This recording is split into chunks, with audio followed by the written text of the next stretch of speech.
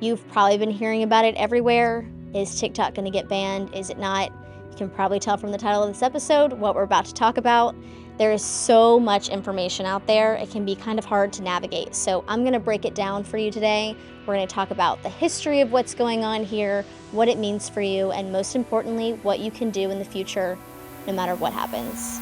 Welcome to the Neon Buzz, where we offer marketing advice for oral, aesthetic, and other elective healthcare professionals. Sit back and relax while we share our digital marketing secrets to help you grow your practice. Welcome back to the Neon Buzz. I'm Katie Grusin, and I'm the social media specialist at Neon Canvas. I'm also an avid TikTok user. I was on the app before the COVID push.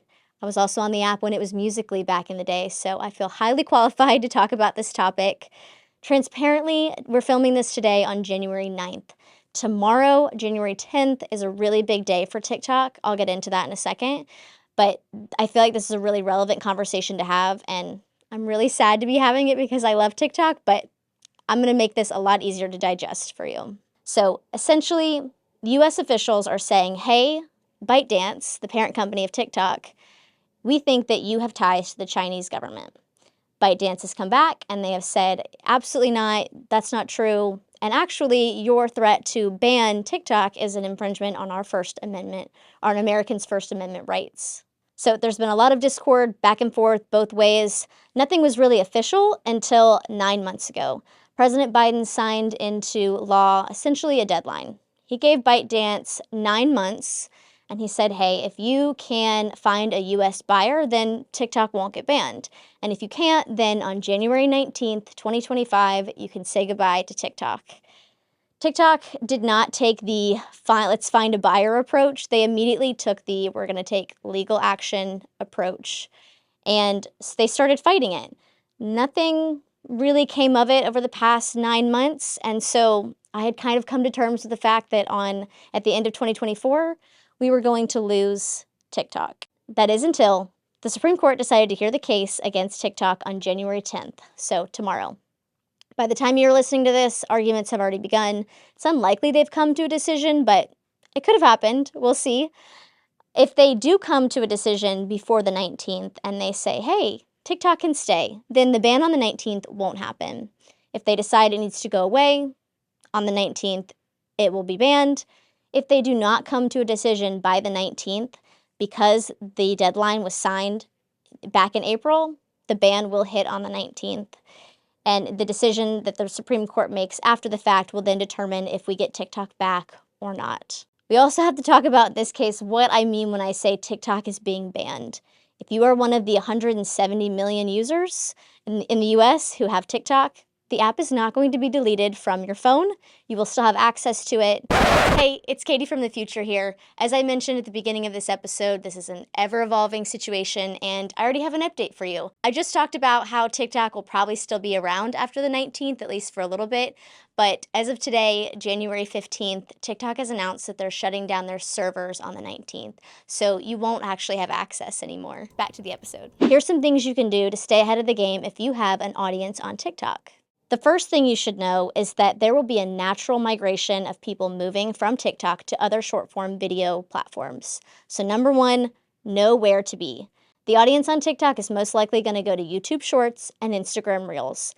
There are other short-form video platforms that you may hear people talk about. Most likely they're going to go to those two platforms. So make sure that you have a presence on those platforms as well and get established over there in the meantime. Number two, you want to make it as easy as possible for people to move from TikTok to your other platforms. Statistically, it's one of the hardest things to do, to get people to leave one platform during their doom scroll and move to another. So make it as easy as possible for them by adding the links directly to your TikTok bio. This is super easy to do. If you're on TikTok, hit Edit Profile. There'll be a section that says Links. You can directly link to Instagram, directly link to YouTube right there, and a button will show up on the profile. If you have over 1,000 followers on TikTok, you can put any URL you want in your bio. You can put your link tree, you can put your website, but make sure that that is filled out as much as it possibly can be. And if you need any help, feel free to DM us on Instagram, and I'll shoot you over some instructions on how to set it up. The third thing you're going to want to do is get on camera and talk about it. You have already probably seen all the creators on TikTok talking about, follow me over here, I'm also over here. This is what you should do when TikTok gets banned. Just because everyone else is doing it does not mean that you get to skip out on this one. That your audience needs to hear directly from you. You want to get on camera and talk to your audience. Let them know what the next step they need to take. It doesn't have to be a long video. It can be 15 seconds, but they need that cue to say, hey, I love this creator and I want to keep getting the content that I know and love. You're going to let them know exactly what to do. And because you've linked it in your bio, higher chance of retaining those audience members. The fourth thing you're going to want to do is save and download all of your hard work from TikTok. Do not let it go to waste. You can repurpose that content on those other platforms like we just talked about, YouTube Shorts and Instagram Reels. If you have not already shared that content, have at it. If TikTok doesn't get banned, it's still a really good idea to repurpose that content. Now, when I say save and download your content, do not go into TikTok and hit the save button next to your video because it's going to download it with a watermark. That is what we want to avoid. AI has gotten really good. The algorithms are super, super smart, so they can detect competitor logos on shared videos when you cross-post them. So what you're going to do is you're going to go to a website like Snaptic. You're going to copy and paste the URL to the videos that you want to save and download them watermark free.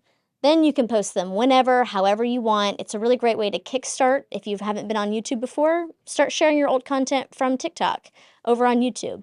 It's a really great practice just in general, even if TikTok doesn't get banned. So those are the 4 things you need to know. Number 1, where to show up. Where are people naturally going to migrate to? YouTube and Instagram. Number 2, make it as easy as possible for people to find you on those platforms. Link it directly in your bio. Number 3, give people that cue. Hey, this is what I need you to do next. Go and follow us. Don't count on everyone else to be talking about it to move over to the audience that loves you. And then number 4, save and repurpose all of your hard work and all of the content that you've made on TikTok. It's just a great practice across the board. If you have any questions, feel free to reach out to us. This is an ever-evolving situation, so feel free to shoot us any questions, leave us comments. We'll answer, I promise. And stay tuned on our social media, on Instagram, on Facebook. I'll be providing an update after January 19th with what you need to know so you can stay up to date.